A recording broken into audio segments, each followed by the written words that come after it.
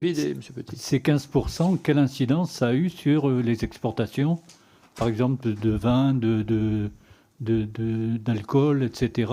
Est-ce que ça a eu une incidence? Parce qu'on dit finalement, les Français l'ont bien supporté, finalement. Oui. L'ont mieux supporté que les autres Européens. En ce qui concerne les 15%, dont il faut, je le rappelle, auquel il faut rajouter quasiment 12% supplémentaires liés à la différence de change entre le dollar et l'euro. Hein. Donc c'est pas, en fait, c'est 15 plus 12, hein, c'est 27 à 30, la réalité.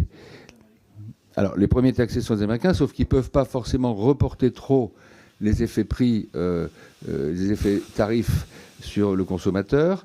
Ce qui est vrai, c'est que pour l'instant, dans l'observation qu'on fait, je réponds à votre question, ça a l'air effectivement de bien se passer, mais il y a une raison dont il faut se méfier, à mon avis, c'est qu'il y a eu un stockage, un surstockage préventif avant l'application des droits de douane, puisque ça a été annoncé avant par le président Trump. Et donc les importateurs ont vraiment importé énormément de stocks en champagne, en cognac et en vin. Et donc ça fausse un peu les données.